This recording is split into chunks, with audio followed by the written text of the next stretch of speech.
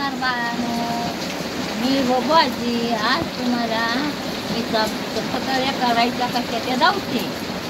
घेतलंय ते दाखवते. हळद घालायची, मीठ घालायचं, आता ओवा घालायचा,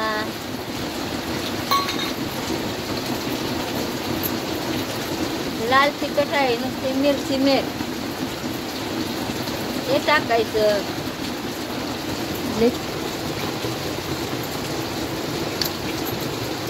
ते मिक्स करून घ्यायचं चांगलं. आता बघा हे तेल गरम घालते.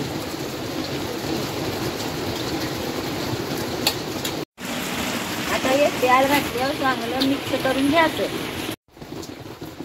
बाळांनो हे तेल घालून मिक्स केलंय पीठ. आता हे आता थोडं थोडं पाणी घेऊन मळायचं.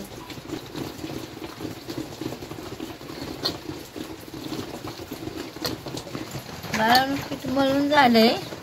आता 5 मिनिटं वाईच ठेवायचं.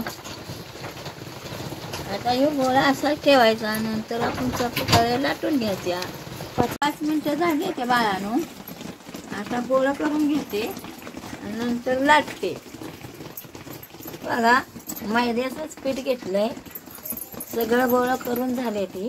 आता हे लाटून घेते. हे अशी उभी लाटिंबी लाटायची.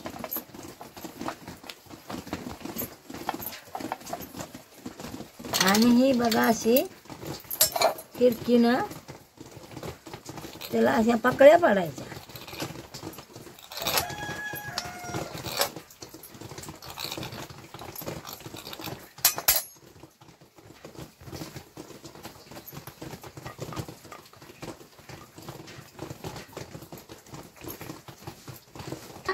चपाकळी एक बनवून झाल्या. तुम्हाला दाखवते मी. त्याच पद्धतीनं सगळ्या गोळ्याच्या बनवून घ्यायच्या. असं फिरकीनं त्याला फिरकायचं आणि दोन्ही साईडनं असं दाबायचं चॉकलेटागत. बघा बाळांनो अशा पद्धतीनं तुम्ही पण चपाकळ्या बनवा. हा बघा बाळांनो चपाकळी एवढी शेवटची राहिली आहे तेवढी बनवून धावते. आणि साऱ्या या बनवल्या त्या परातीमध्ये घेतल्या त्या. आणि तेल कडकडीत गरम झाले. आता चपाकळ्या तळून घेते.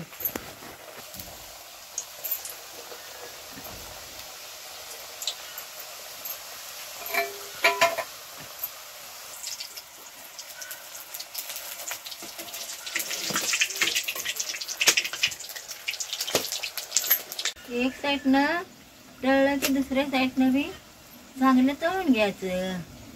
चपाकळ्या चांगल्या तळल्या ती. आता काढून घेते.